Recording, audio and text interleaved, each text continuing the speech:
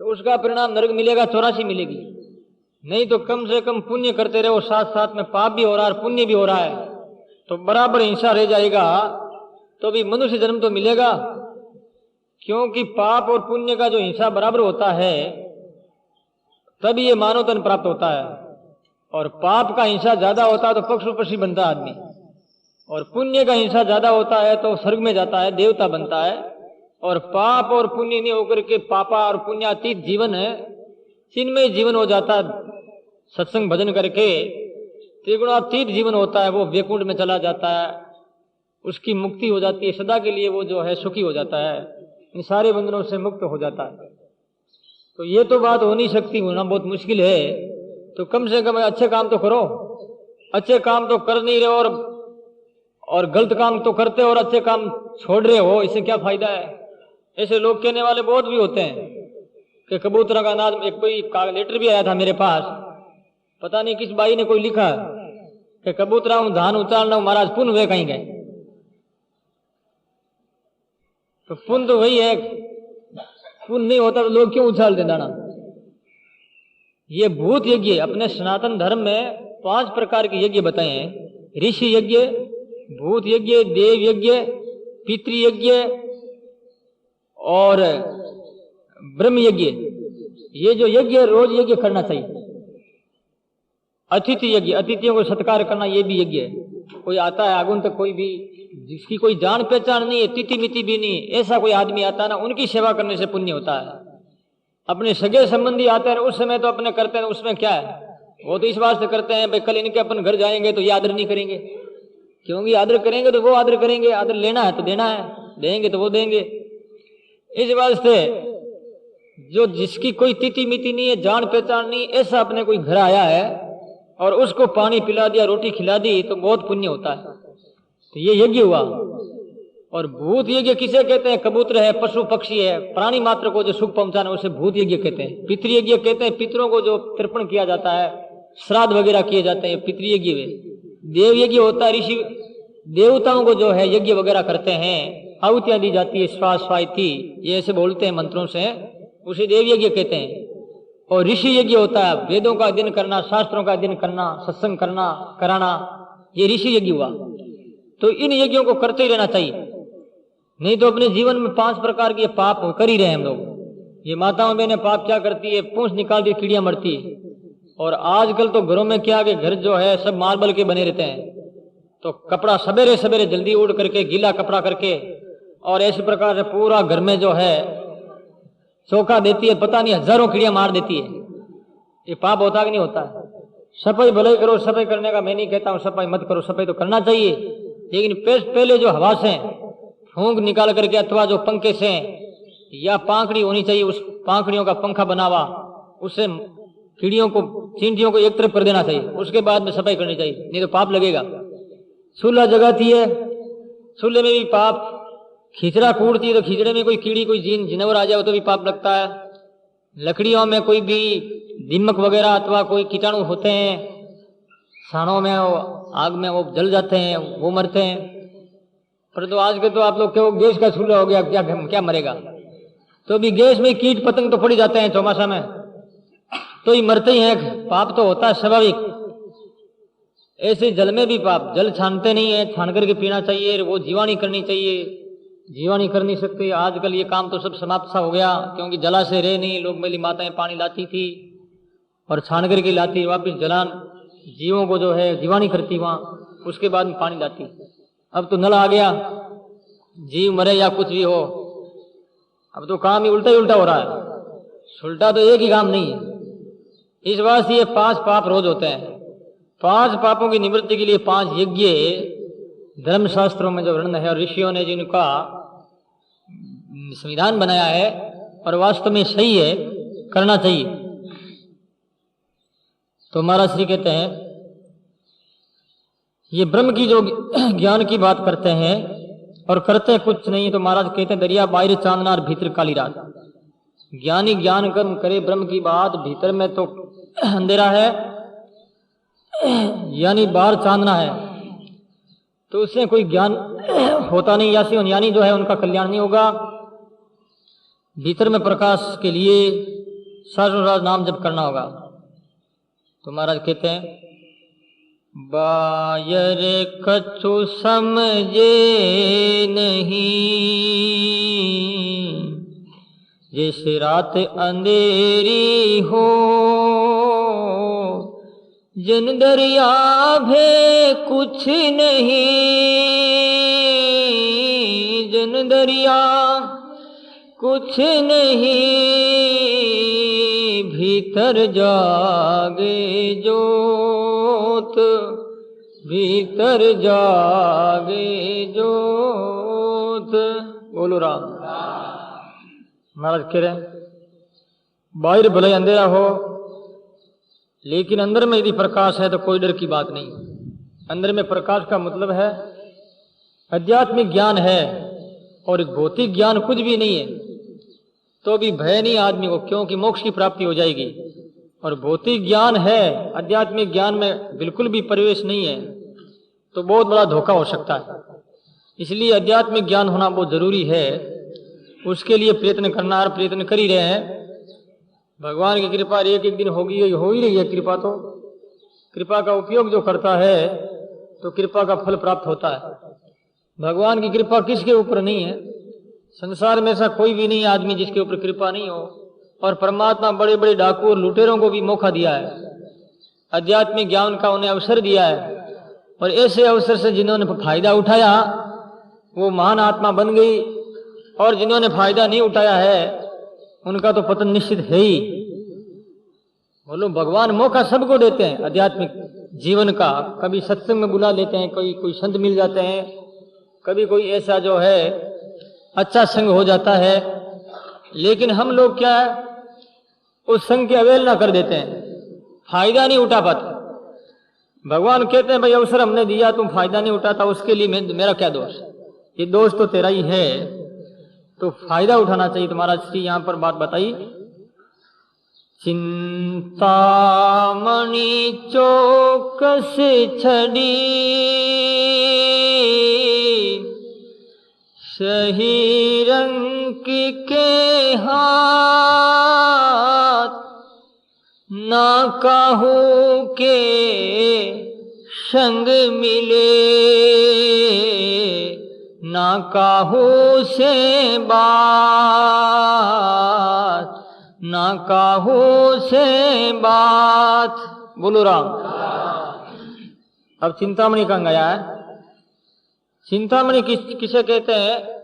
चित्त में जो हम चिंतन करते हैं, और चिंतन करते ही जिस चीज का वो चीज हमारे सामने मूर्त होकर के प्रकट हो जाती है, उस चीज प्राप्त हो जाती है, उसे कहते हैं चिंतामणि।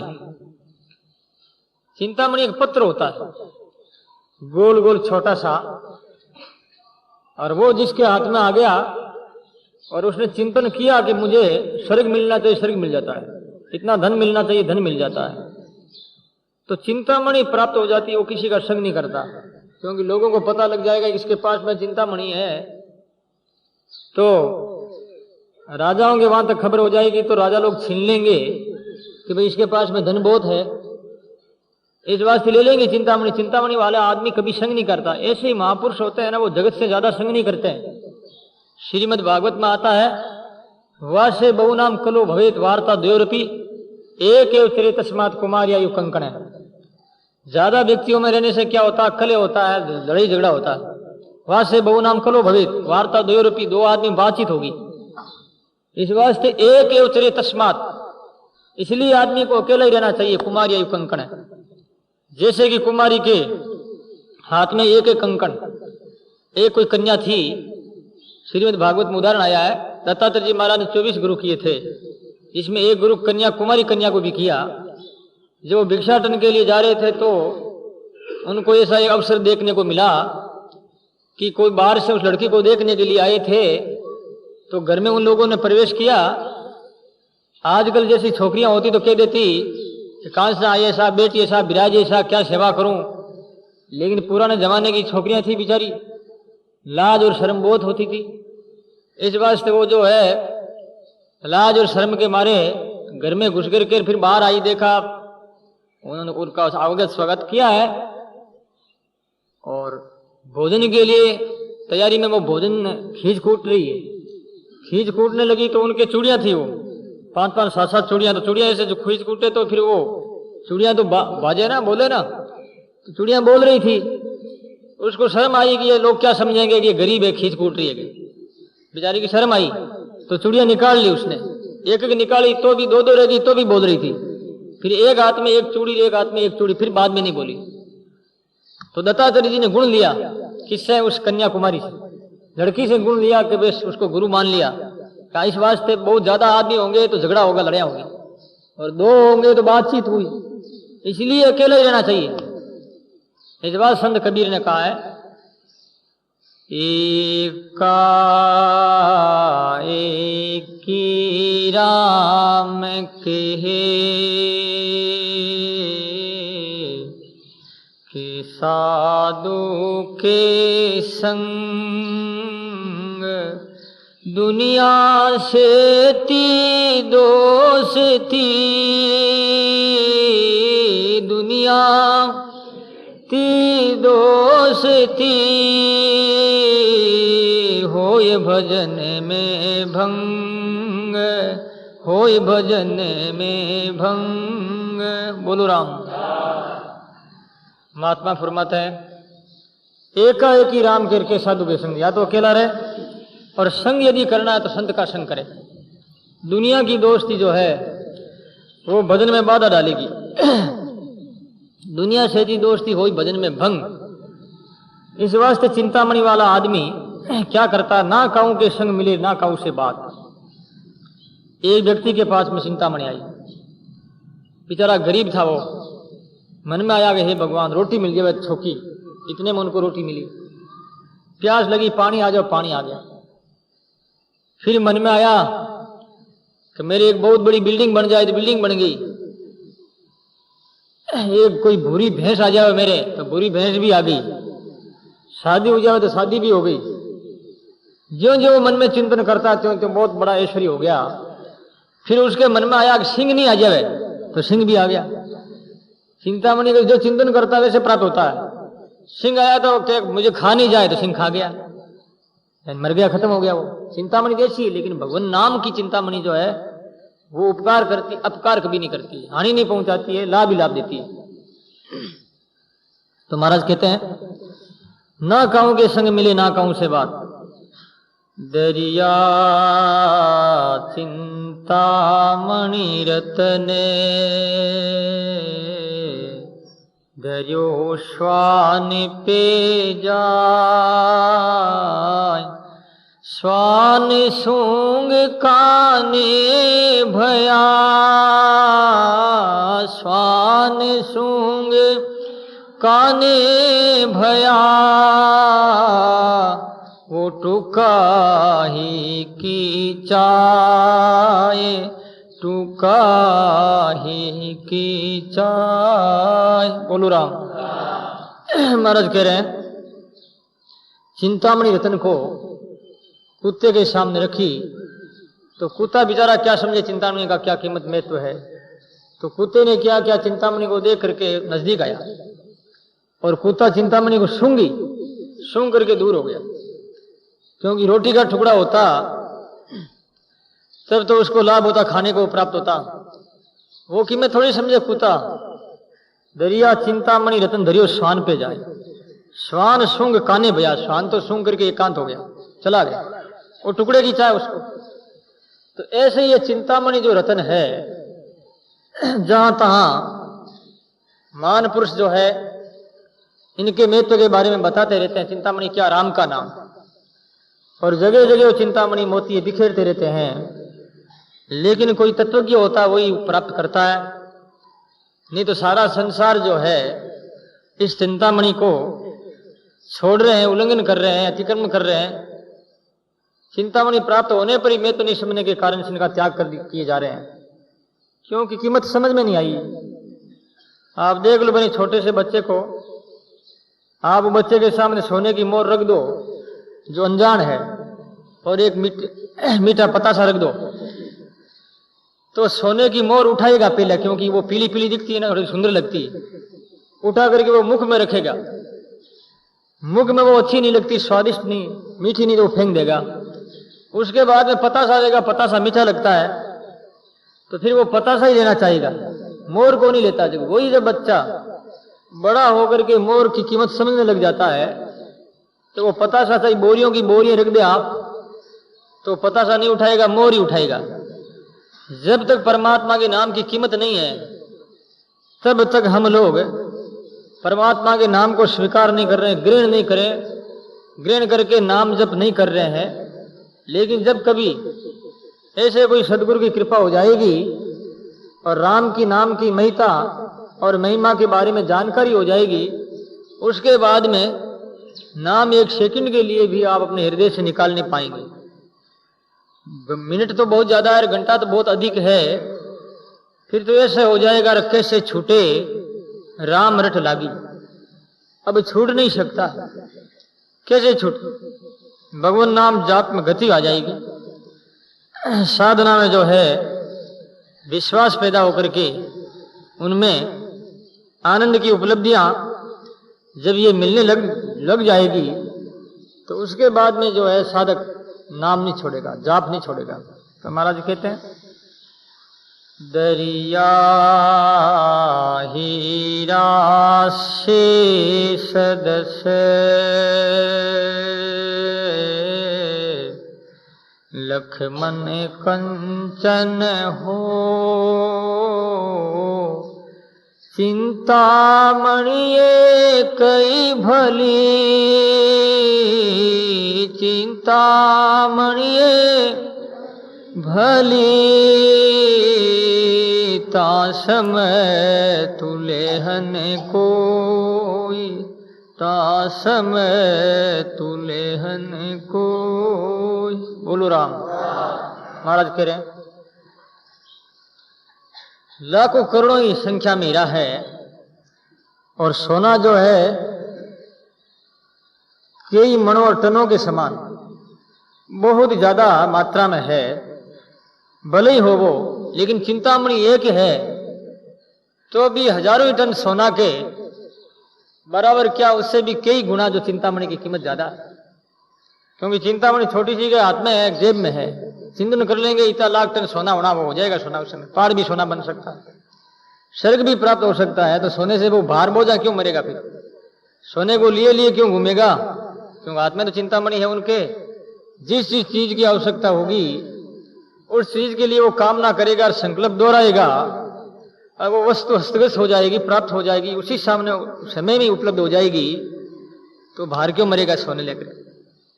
इस वास्ते चाहे कितना ही भी हीरा हो और चाहे सोना भी मनामंद हो तो भी चिंतामणि एक भली, तासम तुलेन कोई। महाराज श्री के उनके समान तुलना नहीं हो सकती चिंतामणि के समान। इसलिए भगवान नाम जो है, राम का नाम, ये चिंतामणि के समान बताया।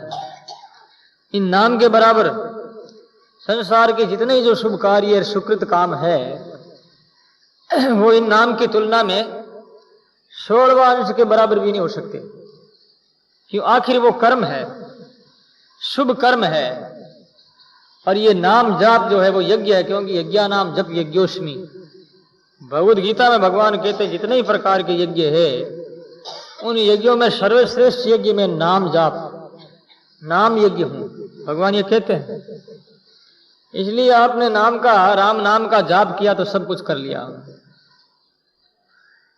राम का नाम लिया जिनने, तीन ओर का नाम लिया लिया, अमृत बरसे गट भीतर, तीन गंगा जल पान किया न किया। यानी जो है राम का नाम जिसने ले लिया है, और का नाम लिया नहीं लिया, दूसरा नाम चाहे ले नहीं ले तो कोई फर्क नहीं पड़ता है। और अमृत वर्षे घट के भीतर अमृत झर रहा है तो गंगा जल पान किया न किया। गंगा जल का पान करे तो क्या, रख नहीं करे तो क्या। गंगा तो ऐसे महापुरुषों के सामने आती है। श्रीमद् भागवत में प्रसंग आता है कि जिस समय में भागीरथ ने गंगा मां के लिए, गंगा का आह्वान के लिए तपस्या की, तपस्या से गंगा प्रकट हो गई प्रकट हो गई तो गंगा कहने लगी कि भाई दो बात की समस्या है। एक बात तो यह है कि मेरा वेग बड़ा जोर ताकत है, तो पृथ्वी में पाताल में मैं चली जाऊंगी। वेग सहन करने के लिए कोई ऐसा आधार चाहिए। और दूसरी सबसे बड़ी समस्या मेरे यह है कि बड़े बड़े अपराधी पापी लोग मेरे में ना करके मुझे पाप नहीं बना देंगे। ऐसी स्थिति में मेरा उद्धार कैसे होगा? ये दो उपाय राजन तुम करते हो तो मैं आसक्ति हूं। तो राजा भागीरथ ने बताया है कि एक उपाय तो माता यह, मैं शंकर भगवान से प्रार्थना करके शंकर भगवान तेरे आधार बनेंगे, शंकर की जटाओं में तू रमेगी, उसके बाद में इस पृथ्वी पर तू आएगी। और दूसरा उपाय तेरे पाप निवृत्त के लिए यह साधन यही है कि बड़े बड़े महात्मा लोग जो ध्यान करने वाले हैं, भगवत भक्त श्रोत्रिय और ब्रह्मनिष्ठ है, वो महात्मा माता तुम्हारे में नहाएंगे। नहाने से क्या, उन महात्माओं के चरणों का प्रभाव है कि वो प्रभाव तेरे को भी पवित्र कर देंगे, तेरे को भी पापों से वो नाश कर देंगे, पाप खत्म कर देंगे महात्मा लोग। इसका मतलब क्या हुआ कि तीर्थों की भी तीर्थी कुर्वंती तीर्थानि, महात्मा लोग तीर्थों को भी पवित्र बनाते हैं। श्रीमद् भागवत में आया है। तो बाद में गंगा ने स्वीकार किया, शंकर भगवान की तपस्या की, तो शंकर भगवान ने आधार बना लिया है गंगा का, यानी अपने आपको आधार बना करके गंगा के वेग की क्षमता का सामना किया है। और महात्मा लोग तो गंगा और जमुना में स्नान करते रहते हैं। इस वास्ते जो बात समझ में आ जाती है ये नाम जाप की, नाम जाप करने वाला कितना पवित्र होता है, वो स्वयं पवित्र होता है। वो जाप कर बात मानते हैं जाप करने वाले की, वो दूसरे लोग भी पवित्र होते हैं। इस वास्ते कलयुग में और धर्म की अपेक्षा और शुभ कर्म अनुष्ठान की अपेक्षा नाम जप की ज्यादा महिमा इसलिए है कि नाम जब सुलभ है, चलते फिरते उड़ते बैठते खाते पीते हर हालत में भगवान नाम जाप कर सकते हैं। ऐसा नहीं है कि आप बैठ करके समाधि लगाओ, समाधि नहीं लगा सकते हो तो कोई बात नहीं। आप अपने दैनिक जीवन में काम करते हुए, धंधा करते हुए भगवान के आदेश के अनुसार तस्मात् सर्वेषु कालेषु माम अनुस्मरण युद्ध, सब समय में स्मरण कर युद्ध करता हुआ, धंधा करता हुआ। आचार्य श्री ने कहा हाथ काम कराम हृदय साची प्रीत, हाथ से काम करो, राम राम करते रहो। तो आप जड़ समाधि नहीं लगाते हुए चेतन समाधि की ओर ध्यान आकर्षण हो। और चेतन समाधि किसको कहते हैं? चलते फिरते उड़ते बैठते हरदम जो चिंतन भगवान नाम का होता है, राम नाम जाप अजप्पा के रूप में परिवर्तित होकर के निरंतर कंटिन्यू चलता रहता है, उसे चेतन समाधि कहते हैं। इसलिए चेतन समाधि में लगे रहो। कलयुग में सबसे श्रेष्ठ, उत्तम और सरल और सस्ता सौदा यदि कोई है तो भगवान नाम जाप ही है, कोई खर्चा नहीं लगता। तो इसे ही महाराज श्री ने चिंतामणि माना है कि राम का नाम चिंतामणि है, जिसके हाथ में आ गया है उसे क्या कमी रह सकती है। तो अब टाइम हो गया, आज इतना ही। अज्ञानी व्यक्ति जो परीक्षा नहीं कर जानता है, पारक नाम है परीक्षा का, अपारक नाम है परीक्षा रहित।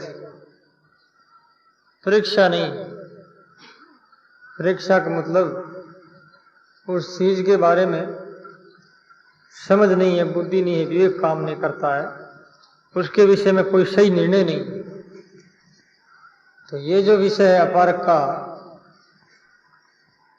कि परीक्षा नहीं, परमात्मा है और अब मौजूद वर्तमान है, अपने अंधकरण में और बाहर भी है, सब में और सब जगह पर है। ये सब होने पर भी परीक्षा नहीं करने के कारण से उनका उपयोग नहीं ले रहे परमात्मा का।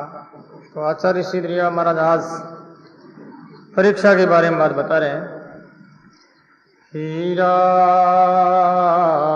हलाहले क्रोड़िका जाका कोड़ी मोर, जन दरिया की मत बिना, जन दरिया की मत बिना,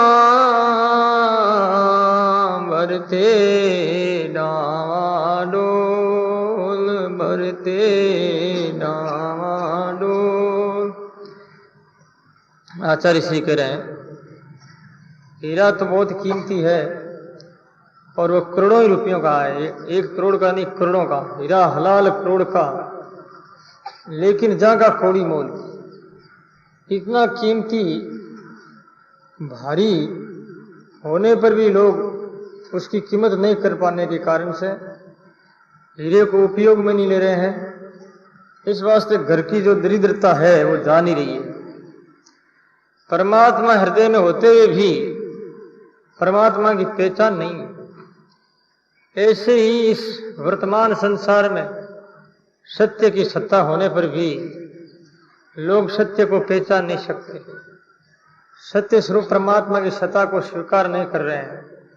इसके कारण से ये तकलीफ उठानी पड़ रही है। जैसे कि भगवान को नहीं पहचानते हैं, ऐसे ही इस लोक में जो सबके सूर्य और हितैषी ये प्राणी मात्र का हित करते हैं, ऐसे महान पुरुषों को भी लोग नहीं पहचानते। जो वास्तव में पहचान लिया जाता है, उससे वो फायदा उठा सकते हैं, और उन्होंने फायदा उठाया। भगवान हमारे सामने वर्तमान हो तो क्या बात,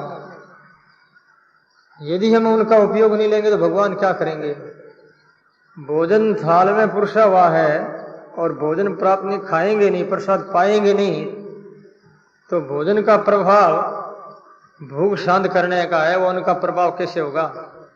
अन्न तो इस पास में है, अन्न को रोटियों को साथ में लेकर के सोते हैं तो भी क्या हुआ, जब तक वो अन्न पेट के अंदर नहीं जाएगा तब तक शुदा निवृत्ति नहीं। ऐसे ही परमात्मा सब जगह होने पर भी, परमात्मा की सत्ता सर्वत्र होने पर भी, फिर भी जो लोग नरक में जा रहे हैं, 84 में जा रहे हैं। परमात्मा की उपस्थिति है और परमात्मा सर्वत्र है, फिर भी लोग दुखी क्यों हैं। तो आचार्य श्री कह रहे हैं कि हीरा होने पर ही, मूर्ख के पास में हीरा था, हीरा होने पर भी हीरे का महत्व को समझ नहीं पाया, तब तक वो दरिद्र रहा। जब हीरे के बारे में जानकारी मिली, कोई बड़ी जोहरियों की दुकान में गया और जोहरियों ने परीक्षा करके कहा कि हीरा ऐसा है कि हीरे के सामने दुनिया के विश्व के धन और वैभव, सोना और चांदी, इनके सामने, इनकी तुलना में कुछ नहीं, इतना ये कीमती हीरा है। तो ऐसे ही महाराज कहते हैं, हीरा ले करी जोहरी गया घिवारे दे, देखा जिन कंकर कहा, देखा जिन कंकर कहा, भीतर परखन लेस, भीतर परखन लेस। बोलो राम। महाराज श्री कह रहे हैं, एक बहुत बड़ा जोरी था और हीरा का होलसेल व्यापार करता हुआ, वो हीरा लेकर के कोई मूर्खों के गांव में पहुंचा और हीरे को खोल करके लोगों को दिखाने लगा, बताने लगा। तो लोग कहने लगे ये तो एक चमकीला पत्थर है, वास्तव में ये हीरा नहीं। चमकीला पत्थर बताया, उन्हें हीरा नहीं बताया।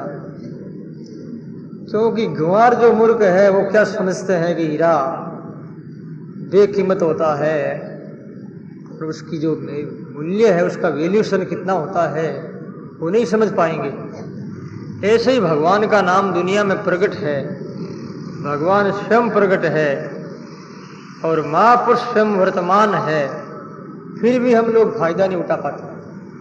तो आचार्य श्री दरिया महाराज कह रहे हैं कि मुझे इस बात का आश्चर्य होता है और साथ साथ में चिंता भी होती है कि प्रभु की सत्ता होने पर भी लोग प्रभु की सत्ता को स्वीकार करके उपयोग कर कल्याण क्यों नहीं कर पा रहे हैं।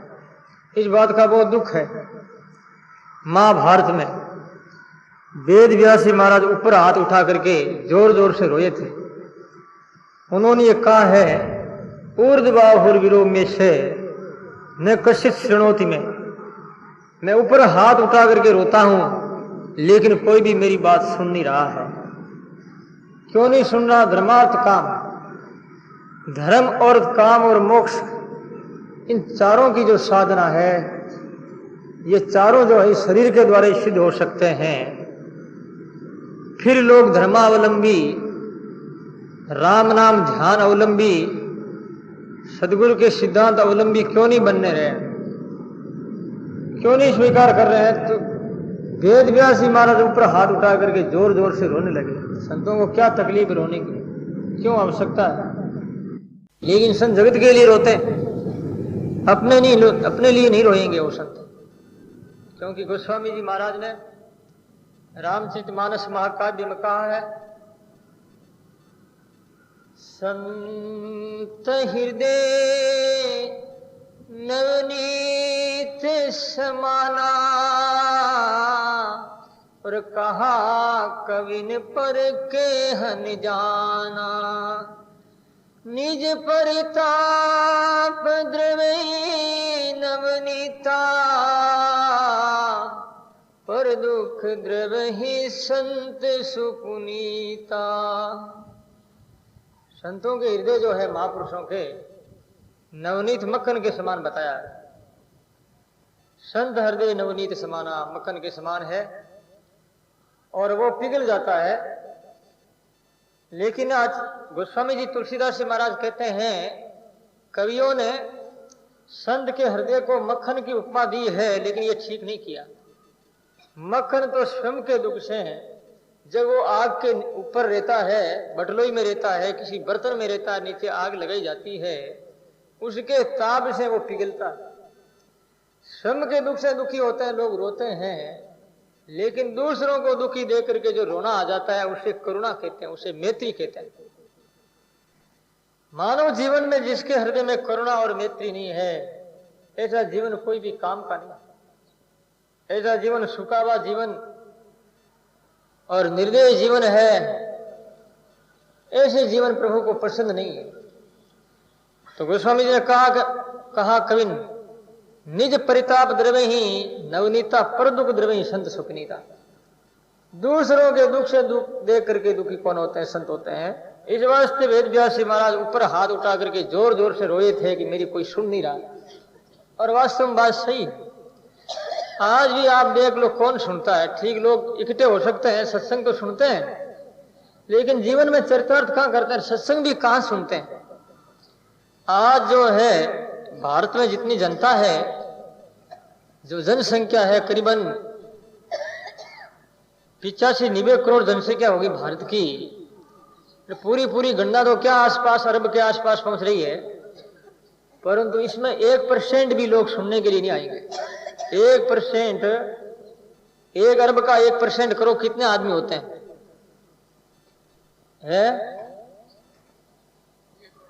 1 करोड़ आदमी होते हैं। तो 1 करोड़ आदमी कोई सत्संग सुनने के लिए आएंगे कभी?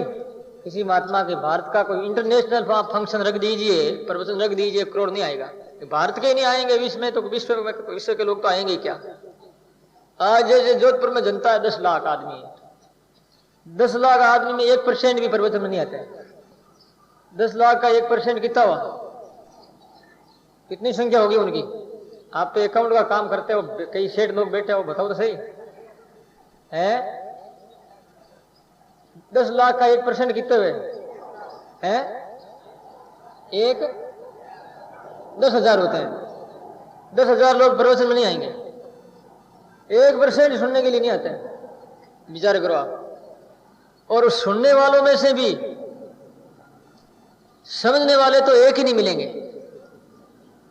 सुनने वालों में समझ करके जीवन में चरितार्थ करनी बातें, वो तो एक ही नहीं मिलेंगे।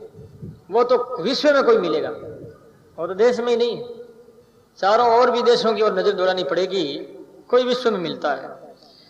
इसलिए वेद व्यास जी महाराज तो एक विश्व के गुरु थे, मानव मात्र के।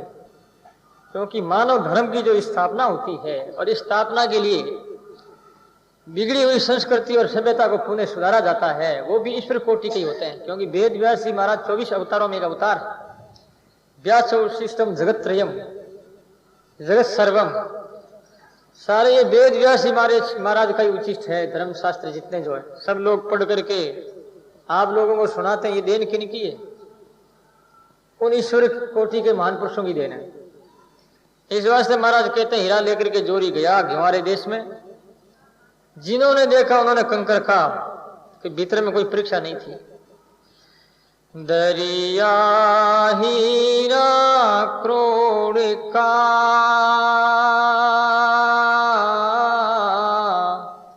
कीमत लखे नहीं को,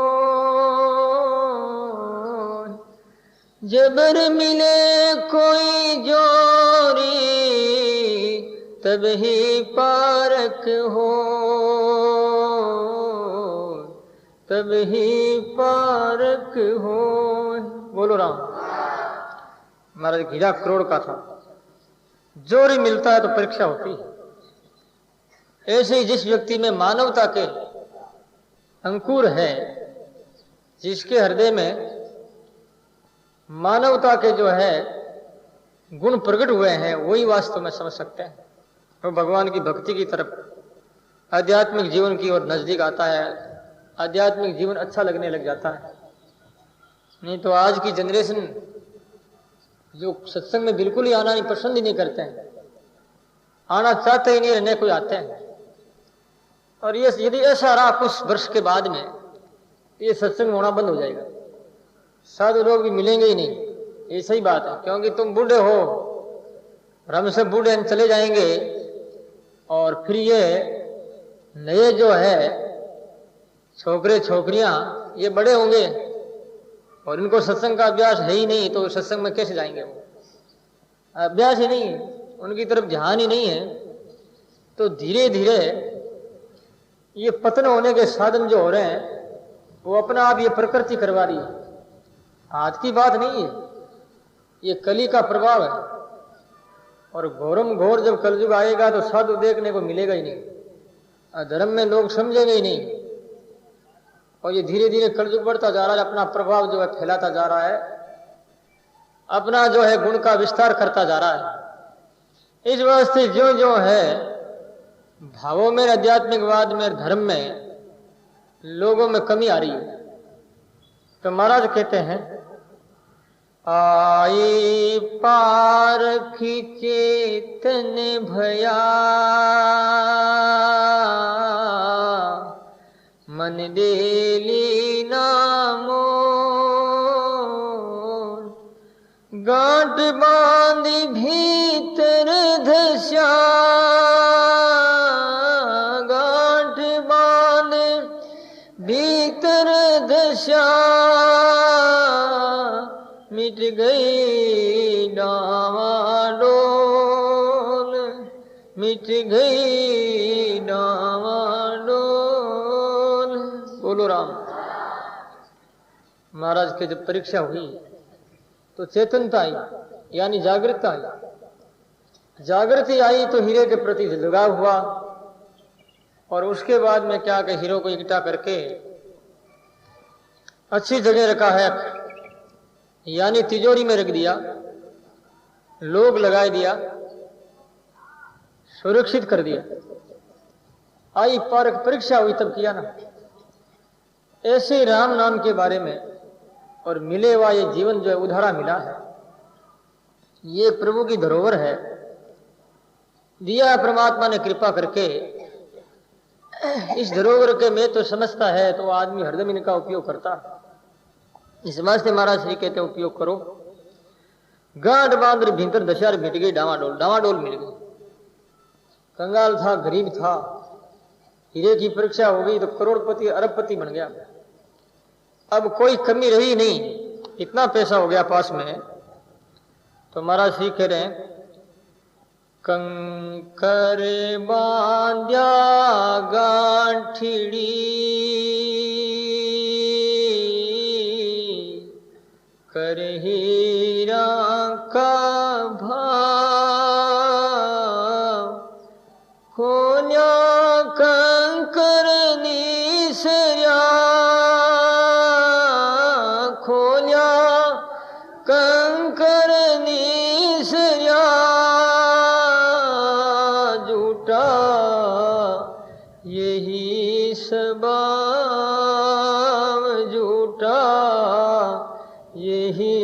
केशवा।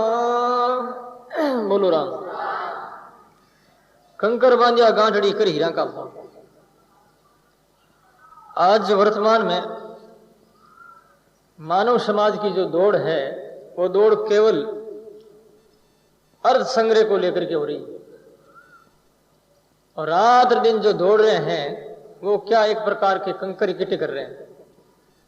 एक मूर्ख आदमी था, खेत गया, खेत में रास्ते में जो उसे हीरे जैसे चमकीले पत्थर मिले, वो पत्थर इकट्ठा करके पोटली बांध ली।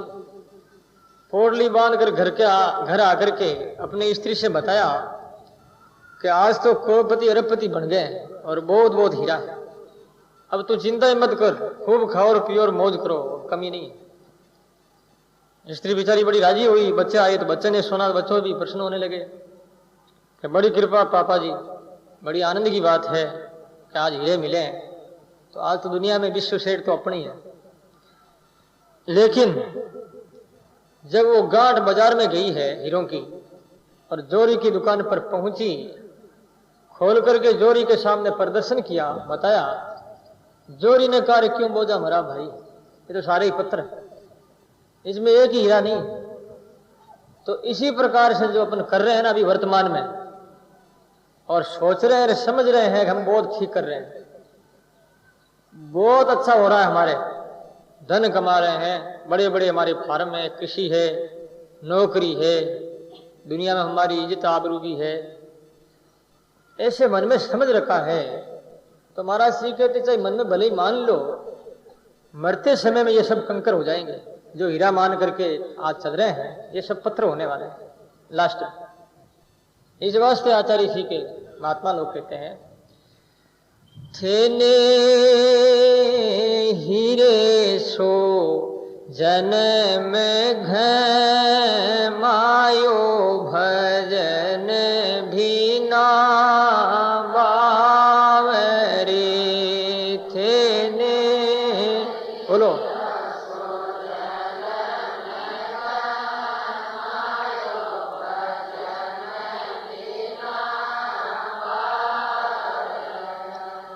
नहीं तू संता शरण आयो, नहीं तू हरि गुण गायो, नहीं तू संता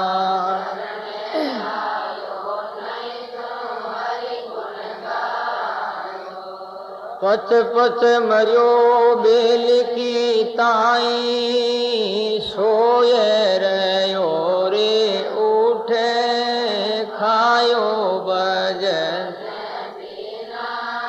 बावरी।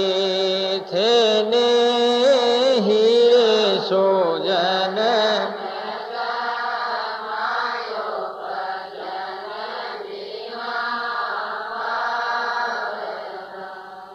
ओ संसार हाट बनिए को, सब जग सो दे आयो।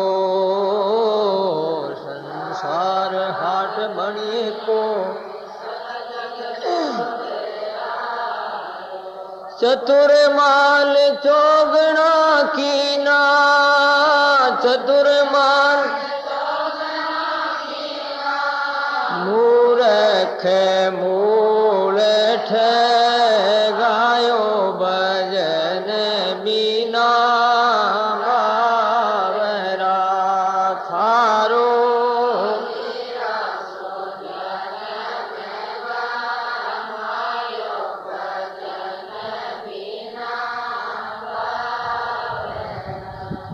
तो महात्मा कहते हैं, थेने हीरे सो जन्म गमायो भजन बिना बावरा। ये सब कंकर हो जाएंगे। जो हीरा मान करके आज चल रहे हैं ये सब पत्थर होने वाले हैं लास्ट। इस वास्ते आचार्य श्री के महात्मा लोग कहते हैं, थेने हीरे सो जन्म घ मायो भजन भी ना बावरे। थेने बोलो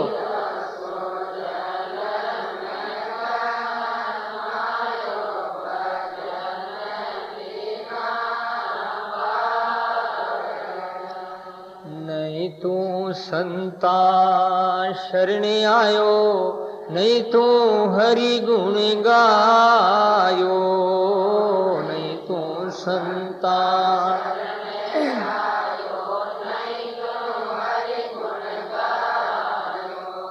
पथ पथ मरियो बेल की ताई, सोए रहो रे उठे खायो भजन बावरी, थे ने हीरे सोजन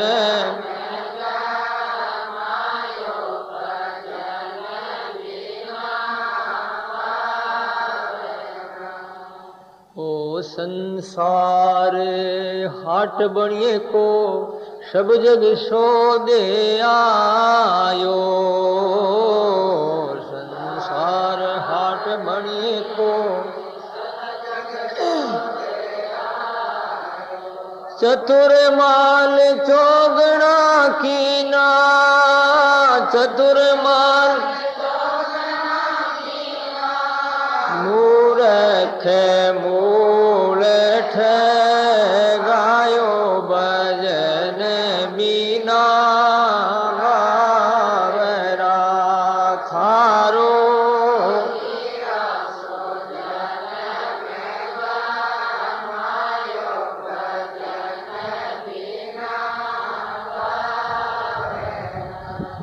तो महात्मा कहते हैं थेने हीरे सो जन्म गमायो, भजन बिना बावरा। तुम संतों के शरण में आया नहीं, कभी भी भगवान नाम जप किया नहीं, सत्संग किया नहीं, तो हीरा जैसा जो ये अनमोल तेरा शरीर है, ऐसे ही व्यर्थ कोड़ी के बदले जा रहा। ऐसे वास्ते हमारा गोस्वामी तुलसीदास जी कहते हैं, नर्तन पाई विषय मन देई,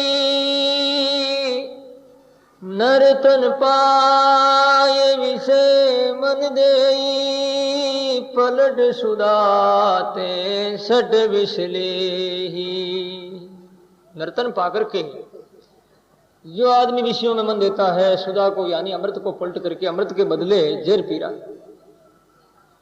इस वास्ते हीरा सो जन्म है ये, और अपना सोच रखा है, समझ रखा है कि हम ठीक हो रहा है, ये संग्रह क्या लेना देना आदान प्रदान, ये व्यवहार, ये सामाजिकता बहुत ठीक हो रही है, लेकिन ठीक नहीं, ये सब पत्थर बनने वाले हैं। आचार्य श्री कहते हीरा है, लेकिन लोग समझते नहीं। लाल पड़ी बाजार मेरे, जगत उलांग्या जाए, लाल पड़ी बाजार मेरे, जगत उलांग्या जाए। राम जी आया इरारा पार खो, जट दे आलिनी रे उठाए, दलाली हीरा लाल ने की मारा सतगुरु।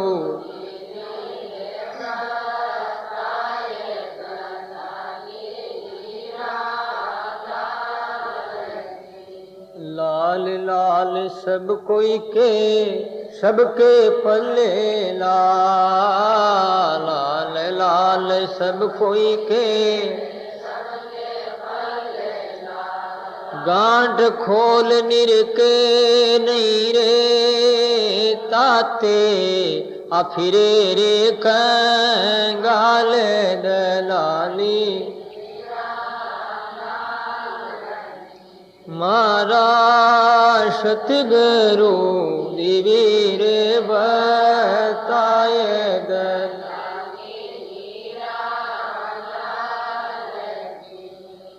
आचार्य सिद्धरिया महाराज कहते हैं हीरा लाल करोड़ का। ऐसे ही संत कबीर कह रहे हैं, लाल पड़ी बाजार मेरी जगत उलांघ्या जाए। सारा संसार लाल को छोड़ करके जा रहे हैं, पड़ी है लेकिन पैरों ऊपर निकल रहे हो, क्योंकि पहचान नहीं। ऐसे परमात्मा होने पर भी परमात्मा की पहचान नहीं। लेकिन वही जब आया हिरारा पार कोरी जट ले लीनी उठा है। परीक्षा करने वाले आए तो उठा करके ले लिया, ऐसी जिन्होंने जीवन के महत्व को समझा है वही जीवन का उपयोग करते हैं, और उपयोग करने वाले ही महान लाभ को प्राप्त कर सकते हैं। तो आचार्य श्रीधरिया महाराज ने ये बात बताई है, और अब आगे बात कह रहे हैं उपदेश का अंग है।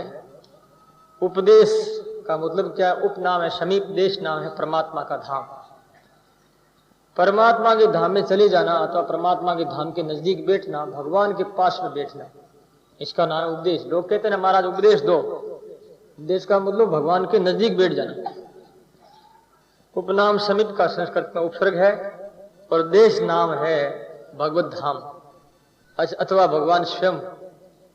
तो भगवान के नजदीक बैठने के लिए क्या करना होगा? आचार्य श्रीधरिया महाराज कहते हैं कि उपदेश किसको देना चाहिए? नाम मंत्र, राम मंत्र किसको देना चाहिए? जो योग्य और पात्र हो। बिना योग्य पात्र को दिए से कोई फायदा नहीं होता। महाराज कहते हैं जन दरिया उपदेश देहे, जाके भीतर चार, नहीं तर गेला जगत से, बक बक मरे बलाय।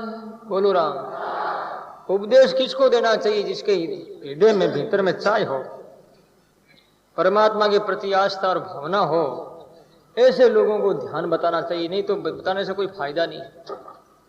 आगे महात्मा लोग गृहस्थियों को उपदेश देते तो एकदम आते ही उनको ध्यान या कोई साधन नहीं बताते। कब बताते? बहुत समय के बाद, कई महीने कई वर्ष लग जाते, घूमते रहते उनके पीछे पीछे और रोते रहते कि महाराज हमको उपदेश दो, कल्याण का मार्ग बताइए।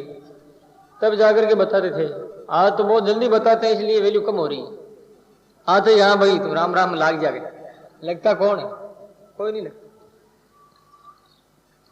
जो जो सस्ता हो रहा है, राम का नाम जो है प्रचार प्रसार ज्यादा हो रहा है, लोग देखते हैं ठीक ही बकते होंगे वही, परंतु इनका महत्व घटता जा रहा है। क्यों घटता जा रहा है? कि पहचान नहीं इसलिए। तो महाराज श्री कहते हैं उपदेश उन्हीं को ही देना चाहिए भीतर में चाहिए। निद्र गेला जगत से, बक बक मरे बला, बक बक कई कई मर गए। तो महाराज कहते हैं दरिया बहु बकवादित जय, कर अनहद से ने, ऊंदा कलसायू परे, ऊंदा कलसायू परे, क्यों बरसावे में, क्यों बरसावे में। बोलो राम। महाराज जी कह रहे हैं कि बहु बकवा तक ज्यादा बातें नहीं करनी चाहिए। बकवाद का मतलब बातें करनी और बहुत ज्यादा लोगों को समझाना, ये भी खराब है। कर अनहद से नहीं, अद नाम है, अनहद नाम है परमात्मा का। राम जी महाराज से प्रेम करने नाम है प्रेम करने का। ऊंदा कलसा ऊपर क्यों वर्षा में, कलसा उल्टा होता है तो वर्षा चाहे कितनी भी हो लेकिन कलसा भरेगा नहीं, क्योंकि कलसा उल्टा है, सुलटा नहीं। इसका मुंह ऊपर की ओर वर्षा हो तो वो कलसा जो घड़ा भर जाएगा। ऐसे कि दुनिया जो है उल्टी है। ऊर्ध मूल मद शाख है मत्स्वतुम प्राहुरभ्यम छंदा शेष प्रणानी यस्तम वेद से वेद वीत। भगवद गीता में भगवान कहते हैं ऊर्ध मूल मद शाख है, अध शाख है, यानी जड़ें जो है ऊपर और उनकी जो है पत्ता टेनिया फल वगैरह वो नीचे की ओर है। ये संसार ऐसा है। भगवान गीता में भी कह दिया कि उल्टा है संसार। संसार की जड़ें कहाँ है? आकाश में, और उनके पत्ते टेनिया फल कहाँ है? नीचे की ओर है। अब आकाश में जाकर के पानी डाले तब तो टेनियों में और फलों में पानी पहुंचेगा। पानी तो नीचे ठहरेगा, नीचे जाएगा तो नीचे जड़ी नहीं है इनकी, इनकी जड़ है ऊपर। इस वास्ते लोग बात को पकड़ नहीं पाते हैं। तो यानी उन लोगों का दिमाग उल्टा है, उल्टा कलसा। जिन व्यक्ति का दिमाग उल्टा होता है ना, वो कभी सुधरता नहीं। ये बात सही है वास्तव में। एक बात याद आ गई मुझे। एक पंडित जी थे, बड़े सज्जन और विद्वान थे बेचारे, लेकिन उसकी औरत का कलशा उल्टा था। वो सदा ही उल्टी चलती। पंडित जी कहते कि तू ऐसा कर, तो वो उल्टा करती।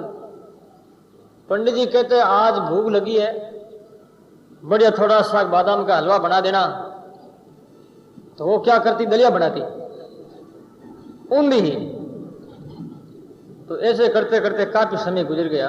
अब अतिथि वगैरह कोई आते तो पंडित जी क्या बोलते पहले से ही, अतिथियों को ठंडा टुकड़े काटने, हलवा नहीं बनाना है, तो जान करके हलवा बनाना नहीं, ठंडा नहीं हलवा बनाऊंगी।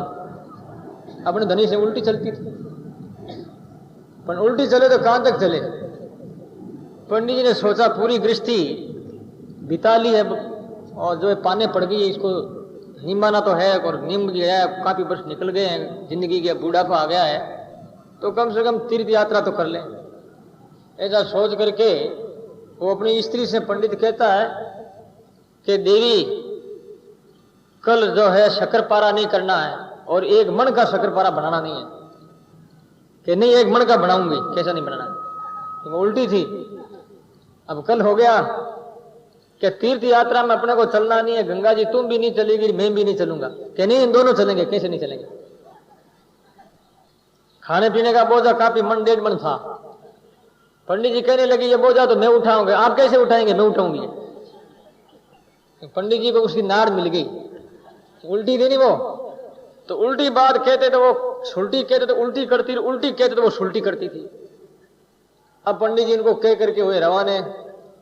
पहले पैदल यात्रा करनी पड़ती थी, यातायात के रेल ट्रेन वगैरह कोई थी नहीं। तो यात्रा कर गंगा जी के किनारे पहुंचे। गंगा के किनारे पहुंचे तो पंडा से पहले कह दिया, पंडा जी ध्यान रखना, मैं उल्टा बोलूंगा तो ये सुल्टा करेगी, आप गड़बड़ाना मत, गड़बड़ी मत करना। पंडा ने कह दिया भाई मैं तो नहीं बोलूंगा। अब उसने कहा पंडित जी आप पूजा नहीं कराएं। नहीं, कैसे नहीं कराएंगे पूजा, पंडित जी पूजा कराएंगे। गल जोड़ा आदमी जोड़ना नहीं, गल जोड़ा जोड़ेंगे, कैसे नहीं जोड़ेंगे। गल जोड़ा जोड़ करके हम दोनों एक साथ गंगा में नहीं नहाएंगे। कैसे नहीं नहाएंगे, नहाएंगे। पंडित जी ने विचार किया कि ये क्या कर रहे हैं, समझ में नहीं आता है। या पंडित उल्टा बोल रहा है और उल्ट ये गंगा में नहाने की कोशिश करती बेचारी, और तो ठीक है, पंडित आदमी खराब है। ये उल्टा बोल रहा है, ये तो सुल्टी चल रही है बेचारी। अब पंडा को ये पता नहीं कि ये उल्टी दिमाग इसका उल्टा है या पति का उल्टा है, ये ध्यान थोड़ा ही था उसे। गुड़ जरा जोड़ जुड़ा कर गंगा जी में प्रवेश हो गए। ठंड बहुत है क्योंकि गंगा जी का पानी बहुत ठंडा है, तो ठंड बहुत जोर की लगी तो स्वाभाविक कह दिया, क्योंकि वो अंदर जाने लगी, गलजोड़ा जोड़ा था और पानी का बेग आ रहा था। तो पंडित जी ने स्वाभाविक कह दिया उसको अपनी औरत से कि अंदर आगे मत जाना। उल्टी बढ़ती आगे गई प्री, पानी की धारा में आगे गई। अब उसके सामने उल्टा हुआ, गंगा जी में बह गई, और क्या बह गई गंगा जी में। अब बेचारा पंडित जो है अपने सिर पर हाथ दे रो रहा है। अब क्या करें इनको, अपने पाने पड़ी। जैसी कैसी थी तो स्त्री तो थी, अपनी धर्म पत्नी थी, तो उनको बाहर निकाल कर उनके दाह क्रिया संस्कार तो करें, अग्नि संस्कार तो करें। ऐसा सोच करके पंडित जी उत्तर की ओर जा रहे थे और गंगा जी जा रही थी दक्षिण की ओर। तो लोग सामने मिले, पंडित जी क्या बात, क्यों रो रहे हो, कहां से आए हो। भाई मारवाड़ी आदमी है, मारवाड़ से आया हूं और मैं स्त्री को लेकर के आया। गंगा जी में स्नान करने लगे, वो डूब गई, धारा में चली गई। अब मैं जाता हूँ शायद वो निकल जावे, उनकी दाह क्रिया संस्कार करूं।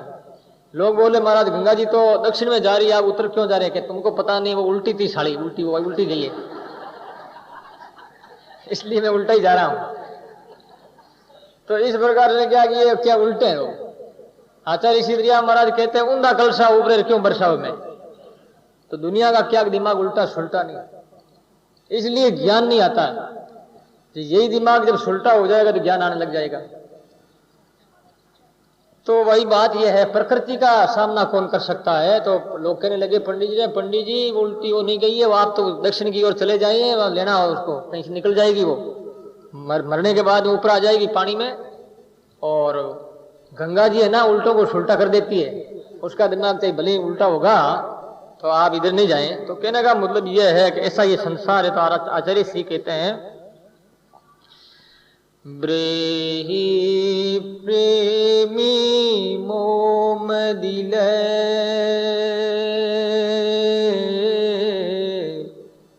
जन दरिया निष्काम आशिक दिल दीदार का आशिक दिल दीदार से जासे कहिए राम जासे कहिए राम। बोलो राम। ये लक्षण बताए आचार्य श्री दरिया महाराज ने। उपदेश के अधिकारी कौन है, कथा और प्रवचन के सुनने के भी अधिकारी कौन है, उन लोगों के लक्षण बताए हैं कि ब्रेई प्रेमी मोम दिल जन दरिया निष्काम। ब्रेई हो भगवान के लिए, जिनको बिरह आता है, रोते हैं राम जी के लिए, राम की आवश्यकता समझ करके, राम के बिना रहा नहीं जाता है, वो ब्रेई है। और राम के प्रेमी है, ब्रेई प्रेमी